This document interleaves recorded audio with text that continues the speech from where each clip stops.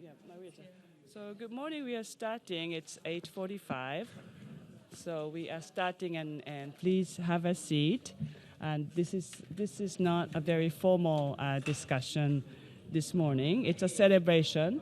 So we just want to keep it that way. That we actually just give ourselves a few minutes to talk about the importance of making our tools, including our tools that we introduce here, our tools. So it's not just our tool. I mean, it's our UN tools, but then I think we want to emphasize on the importance of making whatever we do, whatever we could create to be in accessible format. So I just wanted to say that this morning we'll just have nice chat about how our commitment and how we do this. I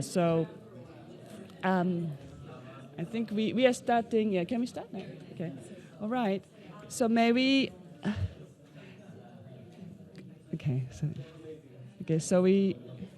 So good morning once again. Good morning. Could you seat yourselves?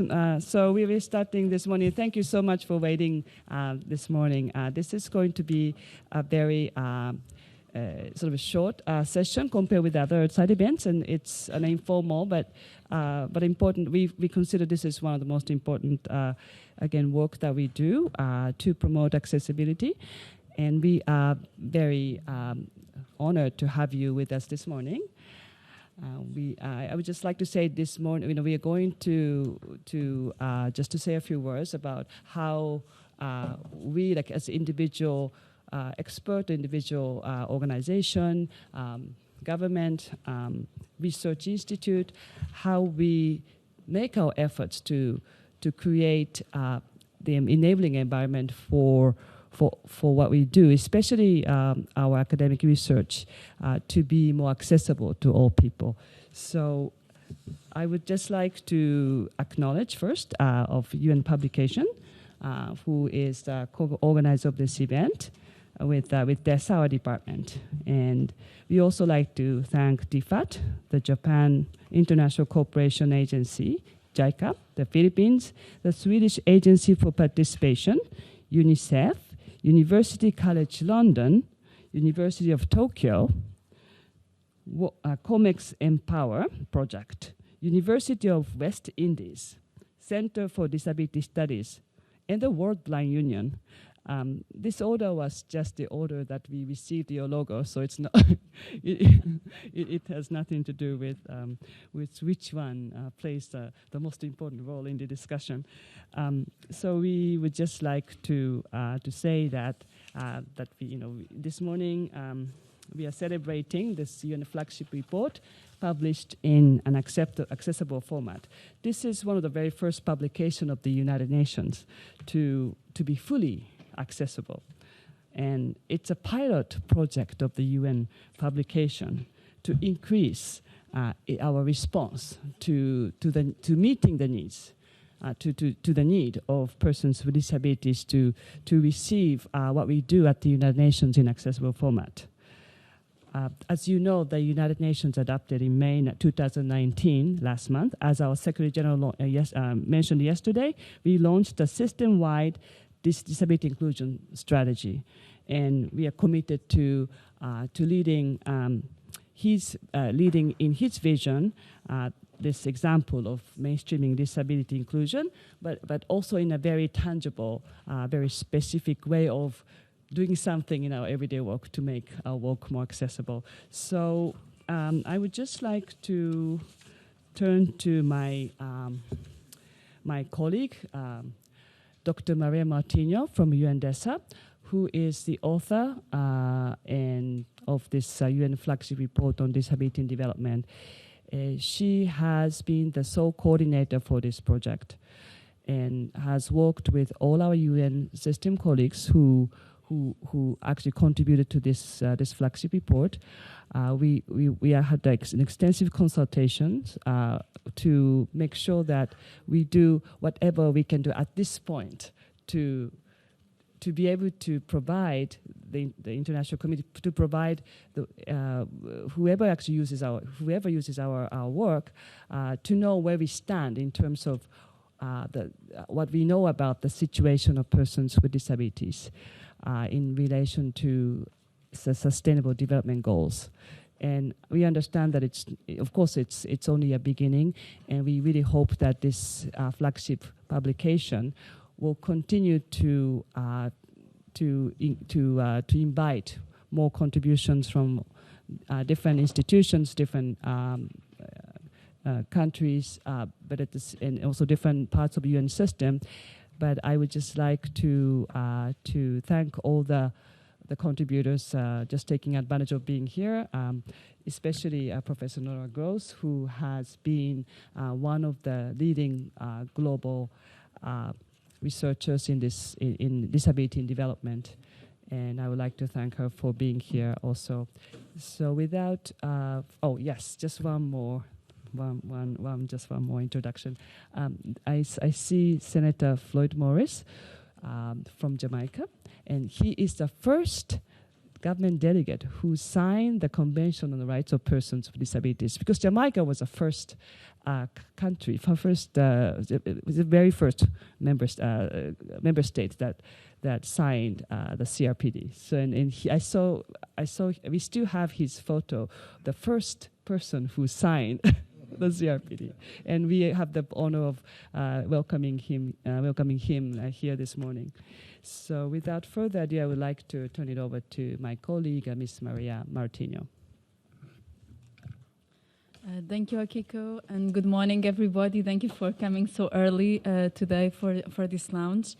I'm delighted to speak to you about this report. This is the first of its kind. It's the first global report on disability and the SDGs. It is the result of a collective effort which involved 200 experts from UN agencies, international financial institutions, member states, and also civil society organizations, including the private sector and organizations of persons with disabilities. The report covers also new areas for which there was no previous global research, like, for example, the role of access to energy to enable persons with disabilities to access assistive products that they may need. The report also made use of existing evidence for more than 100 countries, both in terms of data, laws that are in place, and policies, and analyzed 12 major disability databases, which are in the hands of UN agencies mainly, and also the private sector. The report uses this evidence to identify good practices and also recommend urgent actions that need to be taken if we want to realize the SDGs for persons with disabilities by 2030. So what did we find in this report? We found that despite the progress made in recent years, and many countries now have ratified the convention and have enacted laws in their own countries to reflect the provisions of the Convention on the Rights of Persons with Disabilities, but we still find that persons with disabilities face multiple barriers in their daily lives. So the report sheds light on their disproportionate levels of poverty, lack of access to education, health services, employment, their underrepresentation in decision-making and in political participation. This is particularly the case for women and girls with disabilities. Some of the main barriers that we found in the report when we look at the data include discrimination and stigma, lack of accessibility to physical and virtual environments, lack of access to assistive technology, to essential services, to rehabilitation services, and also lack of support for independent living. So as Akiko mentioned, the report was launched last December by the Secretary General on the International Day of Persons with Disabilities. It is available online. There's a PDF version available online. It is a pleasure today to launch the accessible ebook audio version of this report to increase the reach out to persons with disabilities. So we will continue to improve and expand this work in DESA, and we are very happy to have all of you here to celebrate this moment of this launch of this report.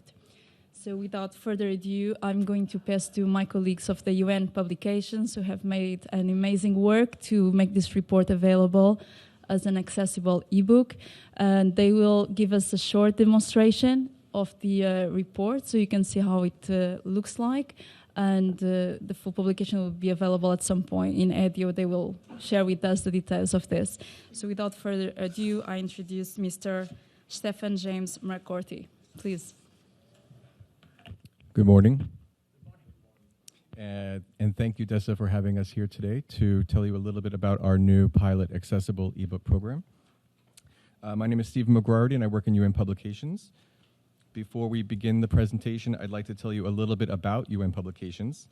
UN Publications is the official source for United Nations books, journals, and data. All this research is produced by the UN Secretariat, departments, agencies, funds, and programs. We make our publications available through both commercial and free channels to increase the visibility and discoverability of our research and data. We promote the knowledge and work of the UN to scholars, information specialists, policymakers, and influencers around the world.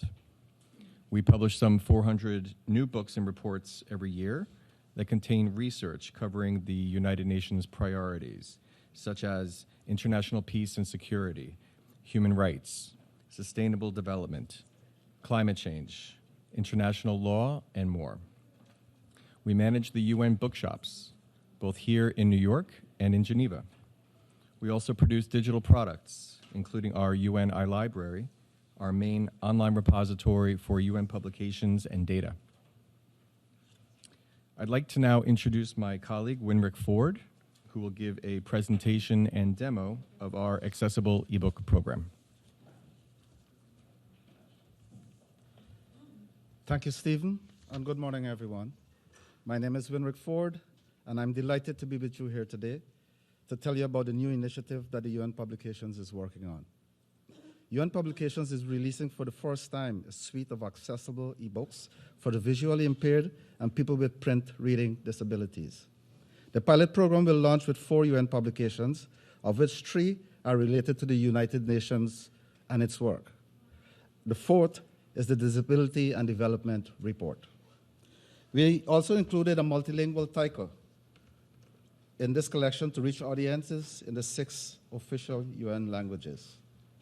Once converted into accessible ebooks, users with specialized screen reader programs will be able to hear the book spoken with a speech sensitizer. By pressing various commands on the keyboard, users can perform tasks that instruct the sensitizer to read aloud anything they choose on the screen. All graphics that appear in the accessible ebooks, such as figures, tables, maps, photos, are provided with detailed description known as alternative text, or alt text in the shortened form. This describes the appearance, content, or function of the image, which are read aloud when prompted by the user. A leading book association that focuses on policy, technical standards, and research related to books, they are known as the Book Industry Study Group, stated, "Creating publications in an accessible manner is necessary to ensure that those with print disabilities, blindness or low vision, severe dyslexia, or a mobility impairment that prevents them from being able to hold a book or turn the page can have a rich reading experience." Now I'm going to give a presentation that demonstrates how our accessible ebooks can enable this rich reading experience.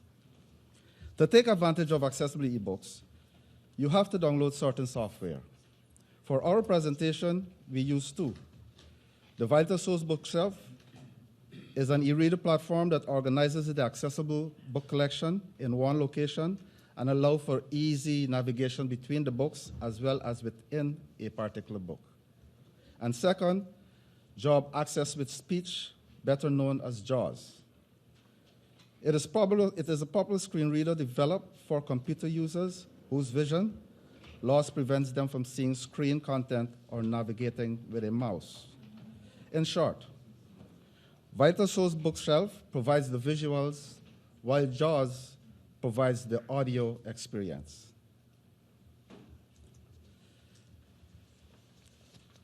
I will now open the Vital Source bookshelf, which will soon appear on our screen. Vital. And so this is the Vital Source bookshelf, which shows the 4 books in our collection. The UN Charter, the Essential UN, the multilingual volume of Universal Declaration of Human Rights, and last but not least, the Disability Report on Development. Source bookshelf. Book covers. Navigate the grid with left. Here you can see I navigated to the book, the Disability and Development Report. As shown in the video, there's a table of contents displayed on the left. On the right, you will see the pages of the report. A cursor will walk through the different parts of the report to cover the title page, the figures, and text from the report. Whenever you place a cursor on the text or images, JAWS will read that part of the report. Realizing the Sustainable Development Goals by, for, and with persons with disabilities - Vital Source bookshelf. Navigation tab. Contents tab. Title page. Department of Economic and Social Affairs, Disability and Development Report, Realizing the Sustainable Development Goals by, for and with persons with disabilities, 2018. Graphic, the United Nations emblem. Navigation tab. Contents tab. A graph plots the percent of students with disabilities who found that schools were not accessible or hindering, in 6 countries, around 2012. Click for extended description. Visited link graphic.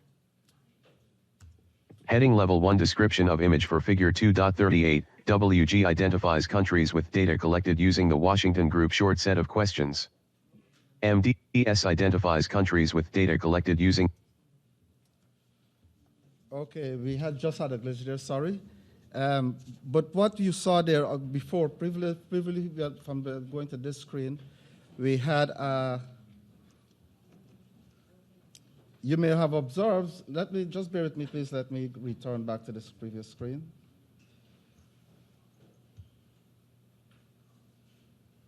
For Figure 2.38, extended description. Visited links, around 2012. Click for extended description. Okay. As previously, as you may have observed, we navigated to the chart where JAWS gave a short and brief description of the subject. Now, I just clicked on the icon, which will provide a detailed, extended description of the content in the chart. Description. Visited link graphic. Heading Level 1 Description of image for Figure 2.38, WG identifies countries with data collected using the Washington Group short set of questions. MDS identifies countries with data collected using the Model Disability Survey. Period. As you will have heard or observed, a much more detailed description of the chart with the data by country was provided to the user. The next part of our show, we will show how users can access the text in the report. Navigate back to the page. Document. Navigation tab. Contents tab. Heading Level 1 Overcoming Discriminatory Laws and Policies for Persons with Disabilities. Progress has been made during the past decade since the adoption of the CRPD. For instance, national constitutions enacted after 2006, the year the CRPD was adopted, are more likely to explicitly guarantee the rights of persons with disabilities and omit any discriminatory clauses. 62% of constitutions included this guarantee as opposed to only 16% of constitutions adopted before 2006.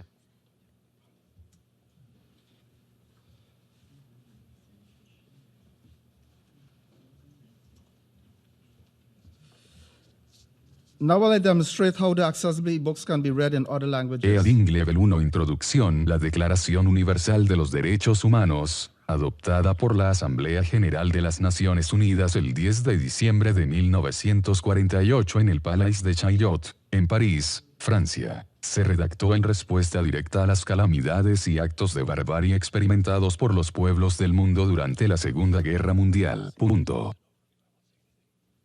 Chinese 世界人权宣言宣言由联合国大会于1948年12月10日在 As you heard, JAWS read the text in both Spanish and Chinese. But JAWS allows also for reading in text in many more languages and accents. For example, there is Mexican Spanish, there is Colombian Spanish, and there's Spain Spanish. It also has the capability of employing both male and female voices. So this is just a brief overview of some of the features of our accessible ebooks. We hope this new initiative will be useful to people with print disabilities who want to access United Nations publications. Thank you. Thank you so much, Win, for this demonstration so that we can see in concrete terms what does it mean, this accessible ebook. We have little time, so without further ado, I'm going to continue with the speakers. So I'm delighted to introduce Mrs. Soledad Cisternas. She was appointed as the Special Envoy of the Secretary General on Disability and Accessibility in 2017. She was also appointed as chairperson of the Committee on the Rights of Persons with Disabilities of the United Nations, and she is the recipient of the National Prize of Human Rights in 2014 and 2015. We have known her for many years for her extensive work on promoting the rights of persons with disabilities and disability inclusion. So without further ado, please, Ms. Cisternas. And I have been reminded that I should ask speakers to keep their interventions to 2 minutes. Okay. Thank you. Thank you.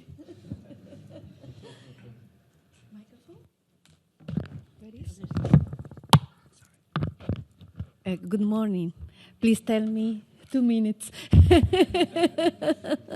I apologize. Good morning, everyone. I would like to recognize this initiative in at 2 levels. First, in relation to the contents of the book, because it makes the relationship between the Convention on the Rights of Persons with Disabilities and the development field. I think this is a great contribution, especially taking into account data collection of more than 100 countries about the challenges and different barriers that persons with disability face.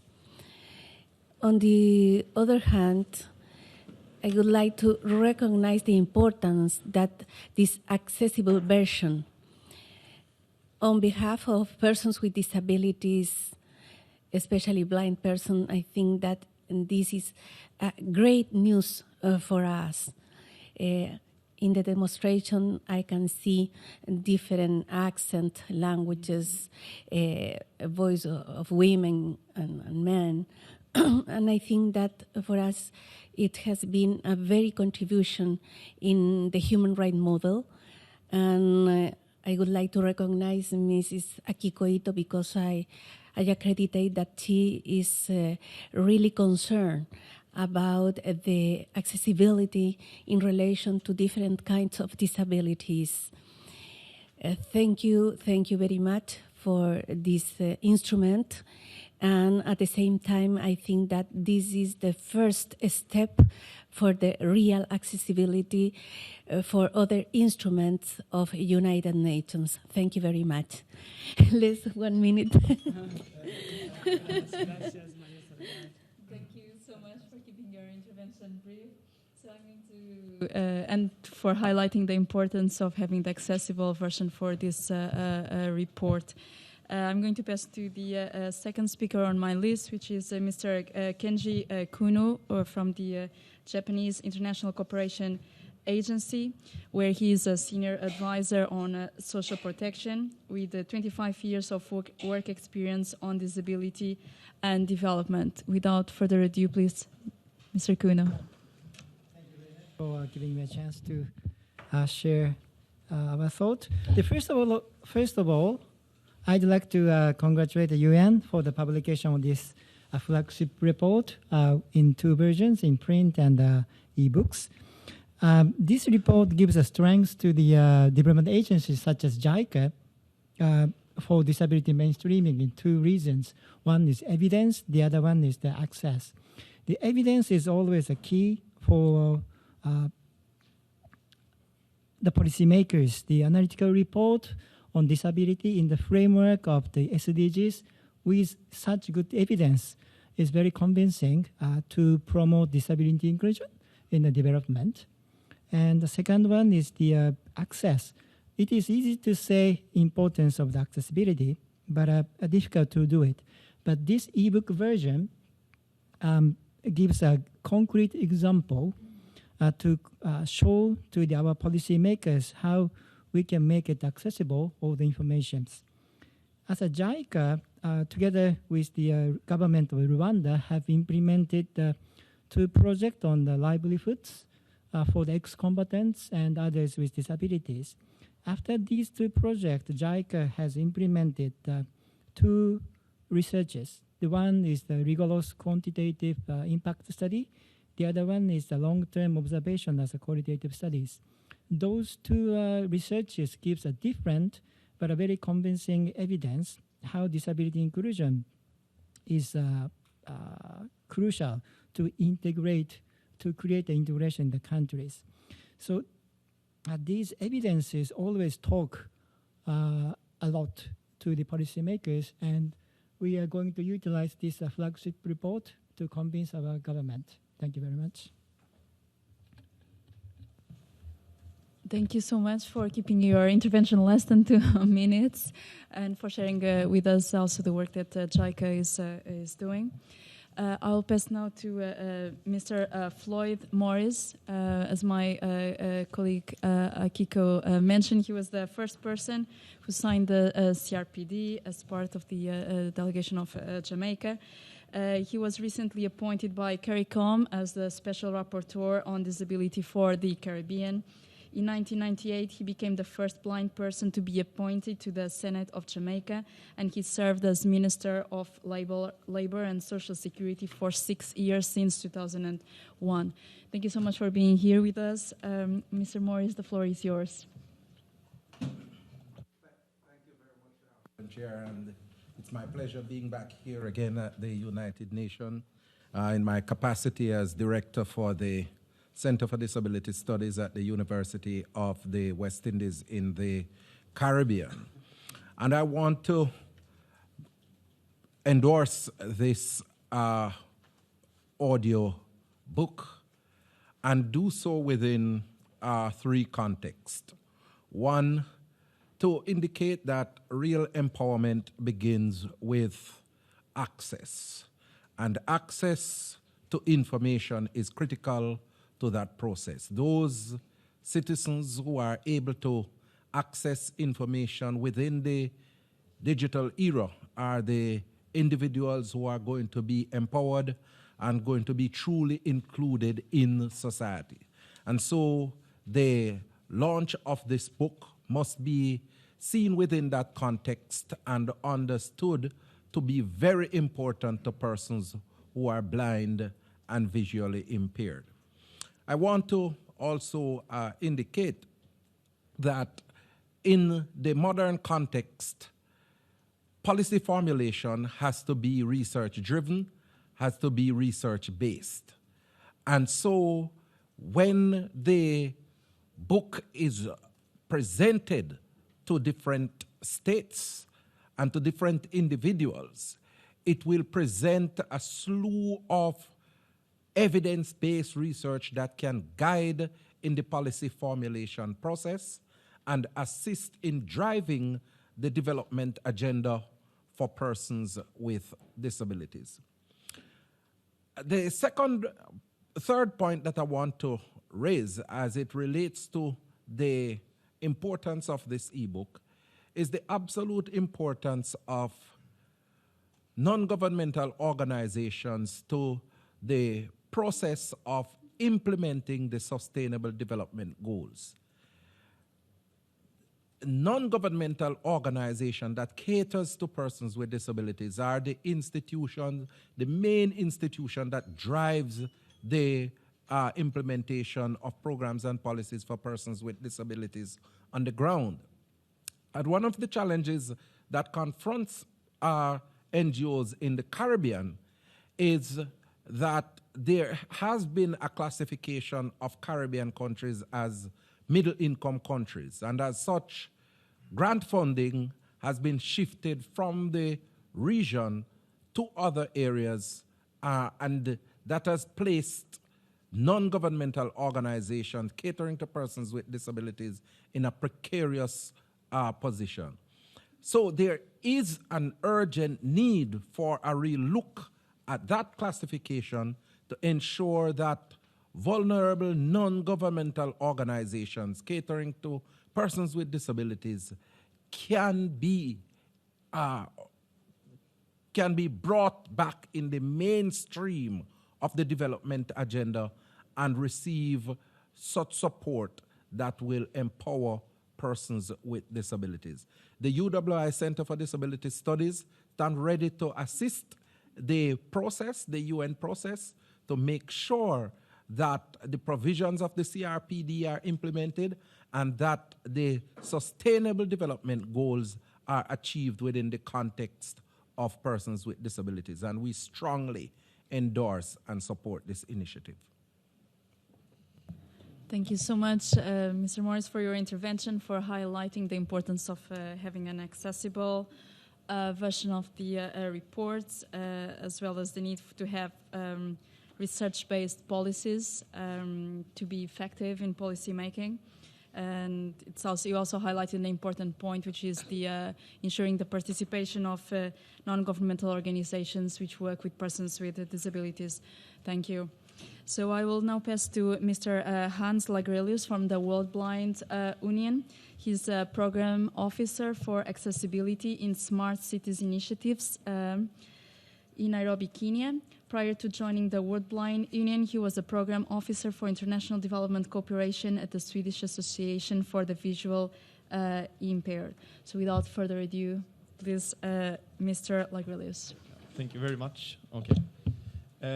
So as mentioned during the opening session yesterday, accessibility is not only a means to an end, but it's also a human right and indeed an approach to inclusion. Evidence-based policy analysis and using the flagship report as a remarkable example of this is indeed where we have to find the base for normative and operational approaches. And so often policy can also be based on assumption. And especially in times now when there is so much fake news, the evidence-based policy approach is indeed welcome. For us as the International Disability Rights Movement, the launch of the accessible version of this report also bring and reaffirm the validity of the facts and the realities we have been facing as persons with disabilities. Issues we have been fighting for to address with varying access in different contexts. It does not only provide the UN system with comprehensive facts on the table, it provides direction to the state parties and stakeholders on the path we must all take.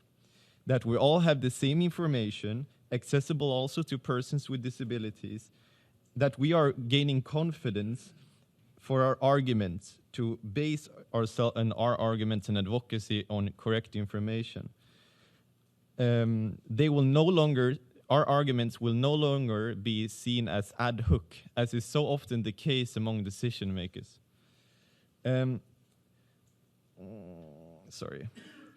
Now we will have the same access to global evidence in relation to the SDGs.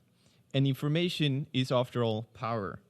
The report findings entails that persons with disabilities now can demand accountability in more informed and confident ways. It also provides all disability stakeholders to relate to the same baseline information. And we will be better equipped and can contribute toward the promise of delivering on the 2030 agenda. Thank you very much. Thank you so much, Mr. Lagrelius, and for making the important point that we all need to have the same information, including persons with disabilities. Actually, the report itself has a section on access to information where we found that in most countries the Freedom of Information Acts do not take in consideration the needs of persons with disabilities. So that's definitely a very important point. So I will now, we have to hurry a bit with time. I'm going to pass here to Mrs. Emily Lindown. She is the Deputy Director General and Head of Department of the Swedish Agency for Participation, whose mission is to promote the implementation of the disability policy in Sweden. Her previous assignment was as Head of Section for Disability and Elderly Issues at the Ministry of Health and Social Affairs, which is a focal point for coordinating the Convention on the Rights of Persons with Disabilities and disability policy in Sweden. The floor is yours, Mrs. Lindahl. Thank you so much for hosting this launch of an accessible audio version. And on behalf of the Swedish government, we are so happy to be a sponsor. I am thinking about 3 short remarks. As we were saying, the content of this report is really unique. And thank you, Maria, for giving us some facts in the report. And the collaboration is also quite unique, and congratulations to that. It's fantastic with all the experts and the UN organizations and also the DPOs. So congratulations on that. Since the UN and the state parties must strive to pose as a good example when it comes to accessibility, this also poses as a good example, I would say. And as policymakers, we're often quite keen on saying what we're doing, but not as keen to do what we're saying. So I think this is a good example of just that. So congratulations. Thank you so much, Mrs. Lindahl, for your kind words. It has been a pleasure to work on this project. And thanks for highlighting the importance of facts and collaboration. I'm sorry that my phone is ringing, but we are coordinating the conference, so there are several logistics taking place. So I will now pass to Mr. Gopal Mitra. He works as a program specialist of children with disabilities in the disabilities section of the program division at UNICEF. He works on mainstreaming disability across UNICEF's policies and programs and coordinates UNICEF's engagement with the Interagency Support Group on Disability and co-chairs the Interagency Standing Committee Task Team on Inclusion of Persons with Disabilities in Humanitarian Action. Please, Gopal. Thank you so much, Maria, and thank you, Akiko. It has been a pleasure to work with you both and the teams for the development of this flagship report, which I think is a very, very important step toward generating evidence that is required to bring about change. And when colleagues from the publication division, congratulations, like when we were demonstrating it, it was like music to my ears, you know, as we were going through it, the audio, the text in audio. We all know that the Sustainable Development Goals cannot be achieved if persons with disabilities are not included. And persons with disabilities cannot be included if there is no accessibility. So there is a direct link. As Maria pointed out, the evidence from the report suggests that persons with disabilities are far behind in terms of participation in education, in employment, in decision-making, and of course, and also the political participation. And it's not possible if you do not have access to information. At UNICEF, my colleague Crystal is there. We have already started using the evidence to inform our programming, to inform countries about the evidence so that they can use it in their programming. So it's indeed very, very heartening to see that this is available in accessible formats. At the same time, Akiko mentioned that it's one of the first publication of the UN which is available in a report of the UN which is available in accessible format. So we know that there is a long way to go, and I really hope that such accessibility is factored in and it becomes a part of our regular practice when we develop any publication in times to come. And that's when, and we factor it in our planning, in our budget, so that accessibility is planned, budgeted, and catered for in everything that we do. And as the Secretary General said yesterday, the UN should lead by example, and I'm sure that steps will be taken in that direction. Thank you very much. Thank you so much, Gopal, and thank you again for all the work you have done for this report. Gopal was one of the main contributors to the section on disasters of this report and has helped us in also other topics throughout this process. The next speaker I have on my list, I'm not sure if it's in the room, so Mrs. Cecilia Klein from DIFA. All right, okay. So thank you for being in the room. I apologize we didn't identify you previously. She's a senior policy and program advisor of the disabilities section of the Department of Foreign Affairs and Trade in Australia. Please, Mrs. Klein, the floor is yours. Thank you. Is this on? Yep, okay. I'll keep it very brief because I know we're running out of time. So I will just basically want to welcome the report in the accessible format on behalf of the Government of Australia. I also wanted to welcome the report itself. It's an ambitious report and it's evidence-based, and so Australia really welcomes that.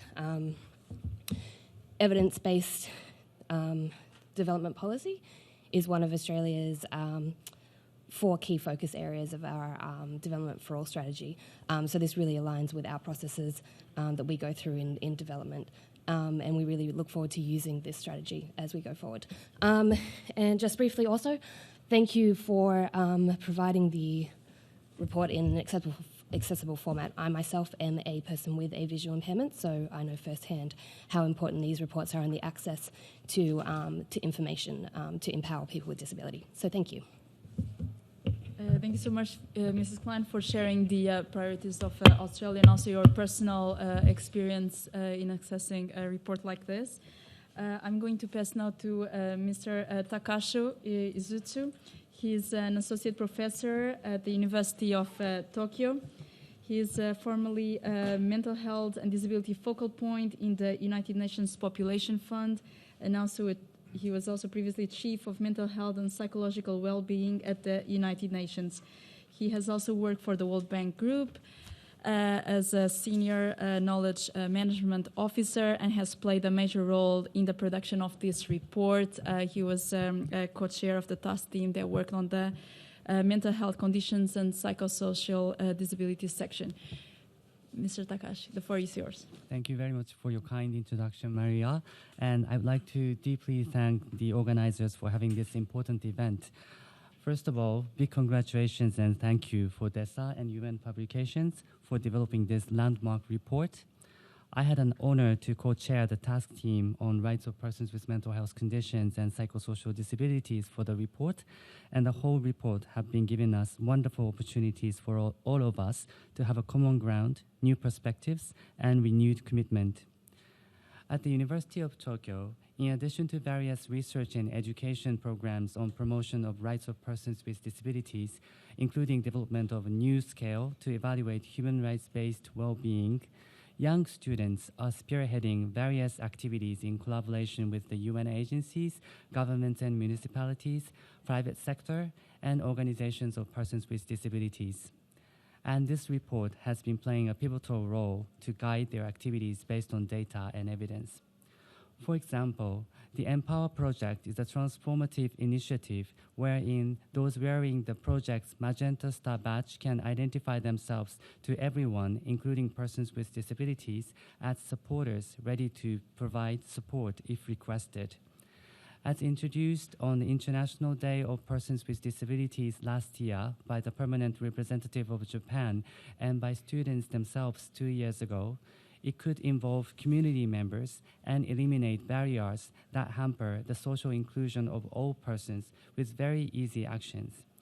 The academic community has a significantly important role in promoting accessibility and inclusion through shedding light on new and neglected aspects with data and evidence, including rights of persons with mental health conditions and psychosocial disabilities, and through mobilizing young people's new ideas and great actions beyond traditional misconceptions, borders, and barriers. I hope we can continue developing strong partnerships among UN member states, civil society organizations, including organizations of persons with disabilities, and academia, as well as young people. Thank you very much. Thank you so much, Takashi, especially for sharing with us the impact of the report on the ground. This is really where we hope the report will make an impact. I will now pass to Mrs. Nora Gross, who is with the University College London. She has lots of experience on disability and development and has collaborated with us for many years, including also in the production of this report. She was in co-chair of the task team that worked on reproductive and sexual health for persons with disabilities. We are running out of time. Please, Nora. I'll make it very short. Thank you to Dessa, and I commend Kiko and Maria in particular in guiding this whole production, because it's been a long and very interesting group of tasks that have brought together this really remarkable report. As people have been, I won't repeat what previous speakers have said, so let me just add a few comments. Evidence is power. Actually, evidence is ammunition to make cases to politics, to the general public, to advocacy groups. Although people and politicians among them can ignore evidence, you can't completely ignore it. It's an important component of all discussions. And to have access to evidence, you need both good evidence to be collected. I see this report as a bridge between the CRPD and the evolving work of the SDGs. It's a line in the sand, and we can only build on this as we move forward, and it highlights not only what we know, but just as importantly, where the gaps are. In terms of the accessibility component of it, too often when there's any sort of academic report or political statement or publication, if it's made accessible at all, it's a synopsis of a longer statement or a longer publication. And so people who need access to the full report often are denied access. I think this is an important step forward that the full report is made easily accessible. I'm also a little astonished that only 4 UN documents are fully accessible. So I think this is an important first step, and I really strongly commend UN publications for the time and energy they've put into this. It should be a first step, not a last step, in making sure that all information, knowledge, policies, and advocacy efforts globally pertaining to people with disabilities are put in formats that are accessible to all people, because otherwise we are denying many people with disabilities the right to be part of the full dialogue. So let me stop there, and again, my congratulations to Dessa for this heroic effort. Thank you so much, Nora, and thanks for summarizing with the catchy phrase of evidence is power. We will keep this one for our own speeches. And the last speaker on my list is Mrs. Ola Zaran. She is the head of coordination office at the World Intellectual Property Organization. She has worked as senior counselor at the Copyright Development Division, Copyright and Creative Industry sector. Please, Mrs. Zaran, the floor is yours. Thank you very much, Maria, and we are delighted to take part at this event, and we would like to congratulate Dessa and the UN Publications for the production of this audio version or accessible format version of the disability report. As you know, WIPO administers intellectual property treaties, and among which, you know, this landmark treaty, the Marrakesh Treaty to facilitate access to published works for persons who are blind, visually impaired, or otherwise print disabled. This treaty, as some of you may know, sets exceptions and limitations to copyright for the production, for the distribution, and for the making available of books in accessible formats, and facilitating also the cross-border exchange of accessible formats among contracting parties of the Marrakesh Treaty. This is the first intellectual property treaty that has a humanitarian and social dimension to it. Today we have 56 contracting parties to the treaty, and with the ratification of the EU, so the treaty today covers 83 countries.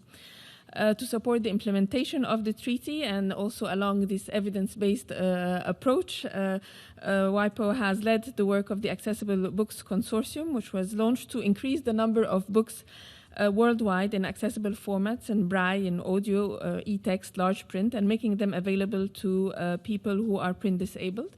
The ABC is a public-private partnership that includes organizations that represent persons with print disabilities, such as the World Blind Union, represented here at my right, Libraries for the Blind, standards bodies, and organizations representing authors, publishers, as well as collective management organizations.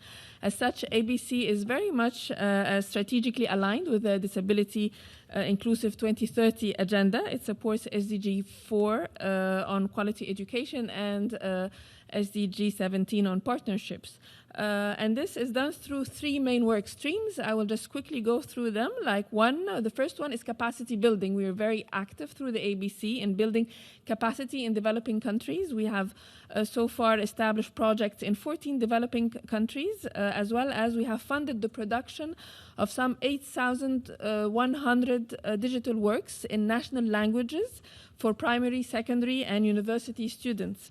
A second important work stream is the ABC Global Book Service. This is a service that provides an online catalog that enables libraries for the blind to make researches and requests to enable library-to-library exchange of books in digital works. Today, this online catalog contains 460,000 titles in 76 languages and 55 authorized entities, which are the entities that are authorized to produce books in accessible format under the Marrakesh Treaty. 55 of them have joined that service. And lastly, a third work stream that is extremely important also is that inclusive publishing. What is inclusive publishing? It's a model for publishers to adopt born accessible models for digital publications that are usable directly from the publishers for both sighted persons and persons with visual impairments. We provide guidelines on how to produce books in accessible works, and maybe I will stop here because of time, and I would like to congratulate you once again for this accessible format of the disability report, and we hope that this will pave the way for many more to come. Thank you. Thank you so much, Ola, and for sharing the activities of WIPO, which are impressive. I'm going to close very quickly. I'm sorry, I don't have time for questions. I really have, but you are welcome to come and speak with us after the panel. I apologize. Thank you so much for all your collaboration. Most people in this room have contributed to this work, and without you, we would not have been able to do this report. We see this event as an occasion to reaffirm our common commitment to disability inclusion and accessibility, and we hope to continue to collaborate with all of you from now on. Thank you.